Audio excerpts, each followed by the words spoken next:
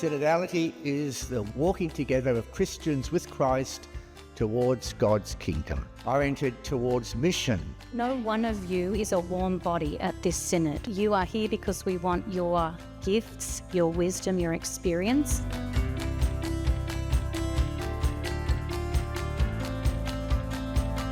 You know, one of the marks of our church is that it's universal. And to see that there are so many different parishes, so many different communities, different types of people, and what they want to see the church become and see how the church grows. So these sort of nights are so important just to really embrace that universality of our Catholic community. You look at the growth of the church in Sydney at the moment, the diversity of the people that we're here tonight, every ethnic background and age group. So we've got a lot of strengths to build on. There's a lot of wisdom in the room, so I'm just really keen to see what people's vision is for the church here in Sydney.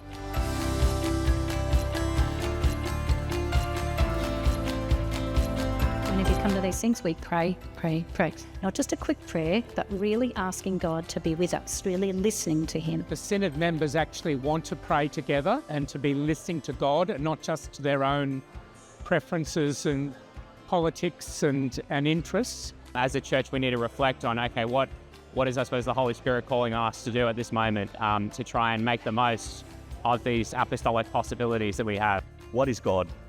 How is God consoling and challenging and asking us as His people to respond? Through these conversations and through this dialogue, we see a movement towards a more communal, compassionate and more connected church community in Sydney, and hopefully reflected in the earth.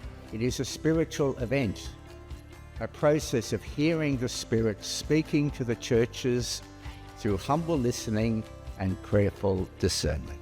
People are constantly drawn closer to God because our parishes are Christ-centred and they're alive and they're moving, and we're open to more and more and more people. We bring our gifts and experiences and our messiness to contribute to this synod. We entrust ourselves and those we serve to you once again. Amen.